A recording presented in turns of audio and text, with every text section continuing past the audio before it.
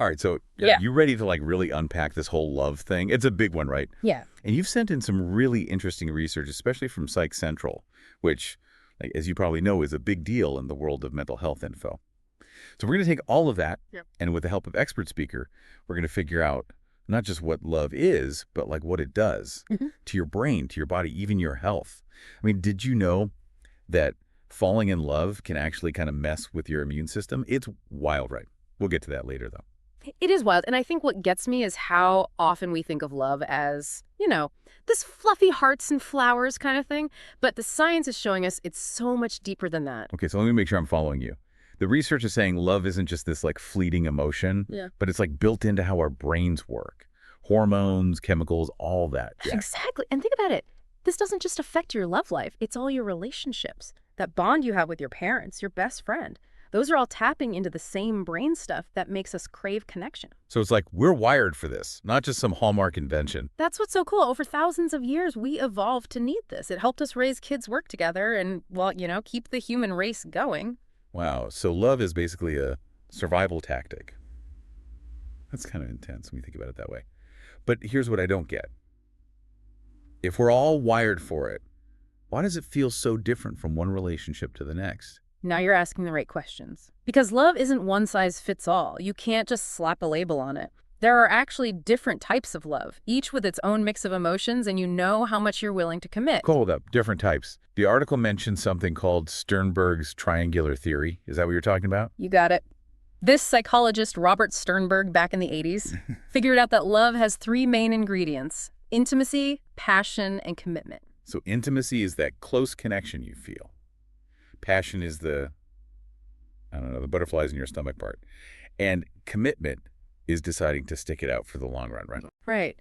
And what blew people's minds is that these three things can combine in all these different ways to make, get this, 7 types of love. 7. Okay, now I'm really curious. I bet our listener is too. Walk us through this because I want to know where my relationships fit in. All right, so first up is just plain liking. This is when you've got that close bond, that intimacy, but no real romantic spark. Think of your best friends you know. You love them, you hang out, but there's no I want to date you vibe. Makes sense. But then there's that I can't stop thinking about you kind of love. Yeah. That's going to be a different type, right? That's infatuation, all passion, no real intimacy or commitment. Like you meet someone and bam, you're obsessed, but it's mostly surface level. Oh, so that's what they call it. I've definitely been there. But what if there's no passion? Like, what if just going through the motions? That, my friend, is what Sternberg called empty love. It's basically all commitment, but the intimacy and passion are gone. Maybe a couple stays together out of habit, but there's no real connection left. Sad, right? Yeah, that one doesn't sound very fun. What about when you do have both the close connection and the sparks? Like a new relationship that's really intense. That's the good stuff. We call that romantic love. You're head over heels, you're sharing secrets, but you haven't necessarily decided till death do us part yet. The honeymoon phase. Okay, I'm starting to see how this all works. So what's the opposite of that? Think about a long-term couple. They've been together forever. The initial fire might have calmed down a bit, but there's this deep trust and friendship.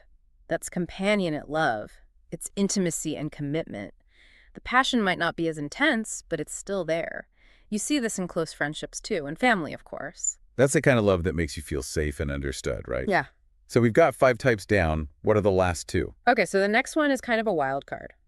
Fatuous love. It's passion and commitment, but no real intimacy. Imagine a couple that elopes after knowing each other a week, purely based on attraction. They're committed, they're passionate. But do they really know each other? Ooh, that does sound a little risky. All right, so if that's the wild card, what's the ultimate goal? This is the love most people are looking for. Consummate love. It's the trifecta.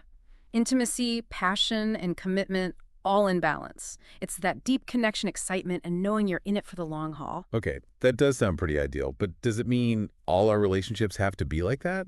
Not at all. I think the point is there are different flavors of love in our lives, and they all serve a purpose. And honestly, even within one relationship, those 3 ingredients, intimacy, passion, and commitment, they can shift and change over time.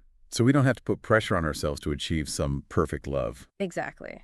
Each relationship is unique, and that's what makes it special. But you know what's really cool? There's actual science behind all these feelings. Like, what's happening in our brains when we experience love? Okay, yeah, let's get into the nitty-gritty. Yeah. I know the article mentions something about specific parts of the brain being involved, right? You're telling me this is where it gets really interesting. The 2022 research you sent in, it points to this area of the brain called the ventral tegmental area. It's part of what they call the dopaminergic system. Whoa, okay, break that down for me. What does all that mean? Think of it like this. It's your brain's reward center, the place that lights up when something feels good. And guess what? It goes haywire when you're in love. So you're saying love is like addictive. Kinda. It triggers this flood of dopamine, which is the same chemical that makes you feel good when you eat chocolate or, win a game. It's that rush of pleasure and wanting more. Wait, so even though it feels like magic, there's a biological reason we crave love. Exactly. And it's not just some random quirk of our brains. Remember how we were talking about love as a survival tactic? Yeah. Well, this brain chemistry is part of that. Okay, I'm starting to see the connection here. So love makes us feel good, which makes us want more of it, which leads to like having babies and building strong communities, which helps us survive. Mhm. But if it's all down to chemicals, does that make love less meaningful? That's a question philosophers have been debating for centuries. But think about it this way. Our brains didn't evolve in a vacuum. All these feelings, these chemical reactions they developed because they helped us thrive. So science is actually proving how important love is, not taking away from it. Exactly. Think about it. Love pushes us to care for our kids, making sure the next generation is taken care of. It helps us cooperate so we can build stronger, more resilient groups. And of course, it drives us to, well, reproduce, keeping the whole human race going. So love is literally woven into the fabric of our existence. That's pretty profound. But here's another question. Does the type of love matter? Like, does romantic love affect our brains differently than, say, the love we feel for a parent or a friend? That's a question researchers are still trying to figure out. There are definitely some overlaps, like similar brain regions and chemicals get activated no matter who you love. But there are also subtle differences. Like, what? Give me an example. Well, for instance, romantic love tends to really fire up those reward centers we talked about. It's all about pleasure and intense desire, whereas love for family might activate areas linked to empathy and caregiving more strongly. So it's not just one love switch in our brains, but a whole network of pathways that light up differently depending on who we're with and how we feel about them. That's a great way to put it. And here's the truly mind-blowing part. This whole chemical dance party happening in your brain, it doesn't just stay there. It affects Sure. your whole body. Hold on. Are you saying love can impact our physical health? Absolutely. And the research you sent is packed with examples. One study from 2019 found that falling in love actually triggers some of the same immune responses as fighting off a virus. Wait, so love is like a booster shot for our immune system. I can tell all my single friends about this. It's pretty wild, right? It suggests that those intense feelings can actually kick our defenses into gear, maybe making us more resilient. Okay, that's amazing, but there's got to be more, right? This can't be the only health benefit. Oh, there's more, all right. This one blew my mind. A 2021 study looked at love and cancer. They found that in mice who had strong social bonds, their tissues were actually less likely to develop tumors compared to mice who were isolated. Whoa. Are you seriously telling me strong relationships might help prevent cancer? Okay. Casey, this is officially the best deep dive ever. It's definitely a game changer. Now, it's still early research, but it points to this incredible link between love, social support, and our overall health. Love isn't just good for your soul, it might be good for your cells, too. I think we need a moment to let all that sink in, because that's huge EE. Right? It makes you realize how connected we are on every level. Our emotions, our biology, it all works together. So we've established that love is basically awesome for us, mind and body. Mm-hmm. But let's be real, love doesn't always feel awesome, does it? What about heartbreak? Or when your feelings aren't returned? Can we even control this crazy love roller coaster? Or are we just stuck letting our brain chemistry call the shots? That's the million-dollar question, isn't it? We often feel helpless when it comes to love, like our emotions are just hijacking us. But here's the good news.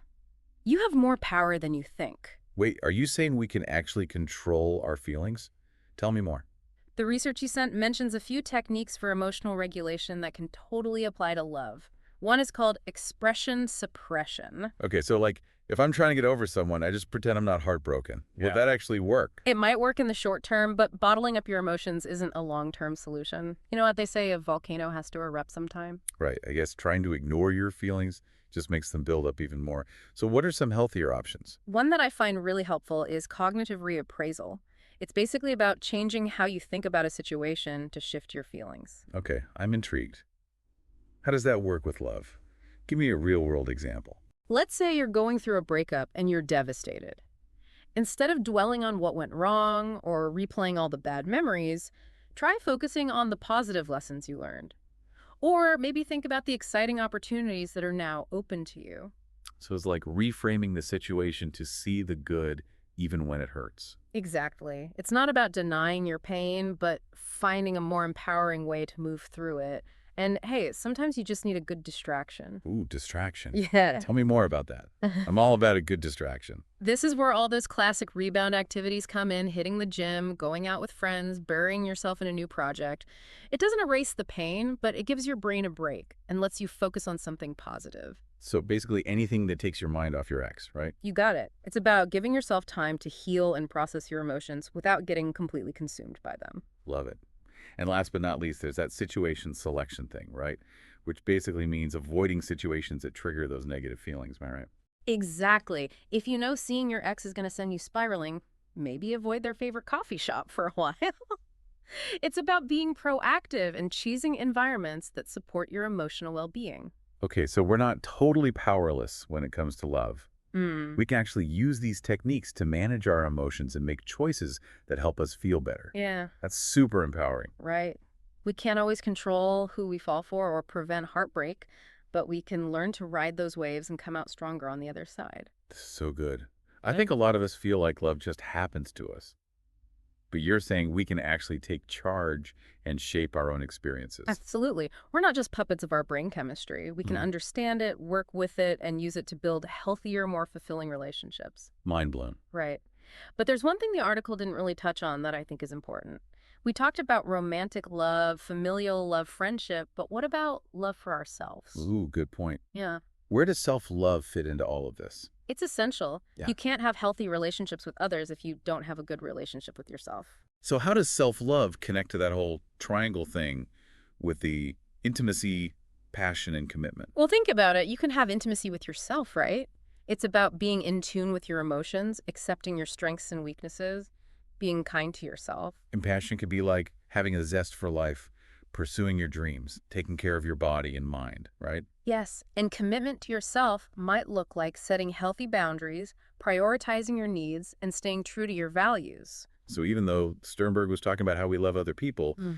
that same framework totally applies to how we love ourselves. Exactly. It shows that self-love isn't just some woo-woo concept. It's a crucial part of this whole love equation. This is making so much sense.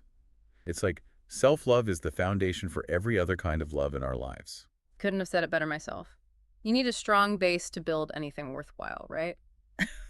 And that includes your relationships. Okay, I am loving this conversation. We've covered so much ground, but I feel like we've only just scratched the surface. I know, right? There's a whole universe of knowledge out there about love, but hopefully this is giving you a good starting point. Definitely. And to our listener out there, if you're anything like me, you're probably walking away from this deep dive with a whole new perspective on this thing we call love. We started out talking about how it's not just some mushy feeling, it's actually crucial for our survival as a species. Right. It's built into our biology from the way our brains light up with dopamine to the potential impact it has on our immune systems and even things like cancer risk. It's pretty wild when you think about it. It really is. Mhm. And the fact that we can actually learn to manage our emotions and make choices that support our well-being, that's incredibly empowering. We're not just victims of circumstance or, at the mercy of some love potion. We have agency. Exactly. We can understand the science, use those emotional regulation techniques we talked about, and ultimately create more fulfilling relationships with ourselves and others. So to recap, love is powerful. It's complex, and it's way more than just a feeling. It's a fundamental part of who we are. Well said. And as we learn more about it through research and honestly through our own experiences, we can learn to harness its power for good in our own lives and in the world. I love that. So for our listener, I hope this deep dive has left you feeling curious, maybe a little bit more in control of your own love life, and most importantly, ready to embrace all the messy, complicated, beautiful forms of love that exist out there. And don't forget that last question I posed. Does love have to be reciprocated to be valid? Something to chew on? Oh, definitely. Right. Until next time, keep exploring, keep loving, and keep those deep dive requests coming. I know, right? Yeah. It makes you wonder if, like, maybe there's more to love than just those fireworks and happy endings. Maybe it's about something deeper, something that goes beyond just, like, getting your needs met. Wow, expert speaker, you've really given us a lot to think about today. It's been my pleasure. Love is a pretty fascinating topic when you really dig into it, isn't it? Absolutely. And for our listener, if you're anything like me, you're probably walking away from this deep dive with like a whole new perspective Yeah. on this thing we call love, We started out talking about how it's not just some mushy feeling. It's actually crucial for our survival as a species. Right, it's built into our biology. From the way our brains light up with dopamine to the potential impact it has on our immune systems. Hmm. And even things like cancer risk. It's pretty wild when you think about it. It really is. And the fact that we can actually learn to manage our emotions and make choices that support our well-being, that's incredibly empowering. We're not just victims of circumstance or, at the mercy of some love potion. We have agency. Exactly. We can understand the science, use those emotional regulation techniques we talked about, and ultimately create more fulfilling relationships with ourselves and others. So to recap, love is powerful.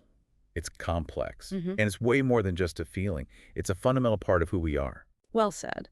And as we learn more about it through research, and honestly through our own experiences, we can learn to harness its power for good in our own lives and in the world. I love that. So for our listener, I hope this deep dive has left you feeling curious, maybe a little bit more in control of your own love life, and most importantly, ready to embrace all the messy, complicated, beautiful forms of love that exist out there. And don't forget that last question I posed, does love have to be reciprocated to be valid? Something to chew on. Definitely. Until next time, keep exploring, keep loving, and keep those deep dive requests coming.